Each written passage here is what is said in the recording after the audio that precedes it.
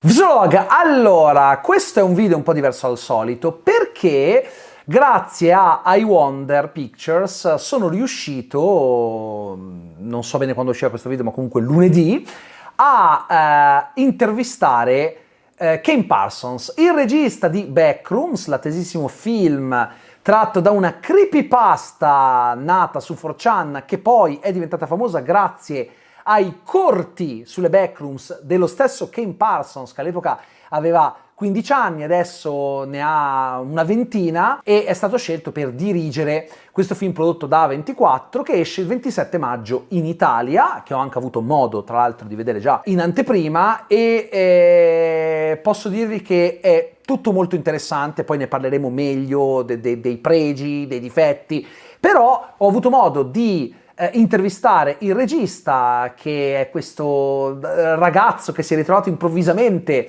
a dirigere un film estremamente atteso, forse uno dei film più attesi di quest'ultimo periodo, perché comunque è una creepypasta che deriva dal web, ci sono tantissime persone che non vedono l'ora di guardarlo, per cui io adesso vi lascio all'intervista. Ringrazio Iwonder Pictures per l'opportunità e si tratta di un'intervista breve, sono riuscito a fare 4 domande perché era un cosiddetto junket, cioè un'intervista flash, diciamo, però lui è stato molto gentile e ha risposto anche in maniera esaustiva alle domande che ho fatto, per cui ditemi voi poi cosa ne pensate in un commento qui sotto, e vi lascio all'intervista a Kane Parsons e noi ci vediamo al prossimo vlog.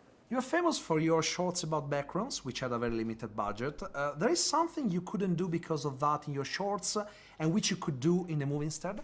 I'm sure there's a million expressions of what we could do, like versions. I guess, let me back up. I think, yes, there are luxuries granted to us by way of, you know, all of these resources we were given. I think partially for me, what I found creatively was it just accelerated, I guess, there were certain like interpersonal, I wouldn't say barriers, but like, I think simply even having the ability to work with a casting director and a cast that was as competent and rich as what we got is like, because I think you could do a version of this film independently on YouTube with a shoestring budget, and I think you could get it to work, and I think all these things could fall into place. I just think it's a lot riskier, and there'd be a lot of quality checks that would not quite be in place. So I think there's a lot of generosity and I think inherently, yes, we found great ways to utilize the resources in this film, but I still, even with all that, I would encourage there's a lot that can be done independently, and it's mostly about the finding the right network of people to, you know, help you. How did you come out with the Async Research Institute, which was kind of an add of yours to the original creepypasta? Yeah, I mean, it's sort of a, without prescribing it too directly, it's sort of a, you know, look at some of the, it's sort of an exaggerated interpretation of some of the, you know, intellectual and sort of behavioral traits that come out of a group of people who are both initially like obsessed with, you know, we're looking at like why the Backrooms caught on with people in the first place. There's inherently, I think, more curiosity than horror within that, so to me that very much lends itself to a desire to map and a desire to understand, and when setting it in 1990s San Jose, California, you know, the heart of Silicon Valley, pretty much, you're looking at a group of people which are very much sort of, you can kind of replace it with a technology of the week. It's people standing around an ominous black box talking about how great and beautiful the contents are, while it's also going to be the most devastating and terrible, you know, event to ever befall mankind. So there's sort of both parts, zeal and terror, but all the same, it's just very benign all the way. So I think it's, you know, sort of playing into the general atmosphere and mindset that plagues the tech world a little bit. I agree.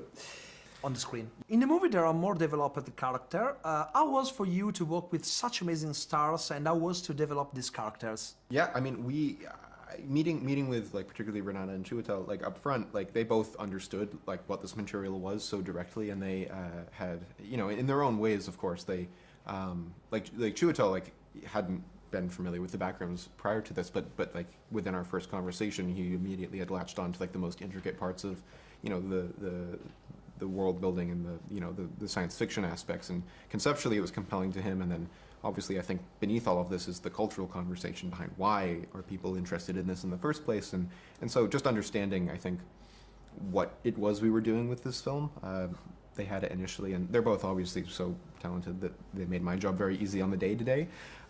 They're, you know, very much pros, and we just, I think, had a continuous series of conversations where I tried to offer any answers I could about, you know, the technicals and the situations and the circumstances and what would be, you know, I think considered maybe more of the hard, grounded details of the world, while still, you know, obviously taking it upon myself to see the thing from top down and understanding where we needed to be, you know, threading things, while still letting their performances be fluid and letting it be a discussion.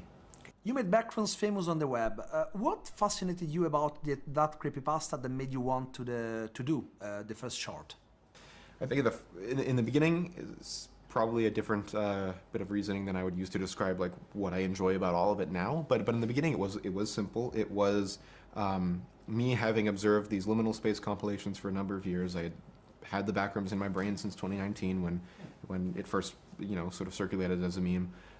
So it was sort of the fascination with a sort of artificial extrapolation of our world, or simply a space that was built, not, you know, ignoring who built it. Like, it's clearly not built by people when you look at the contextual details. It's way too big.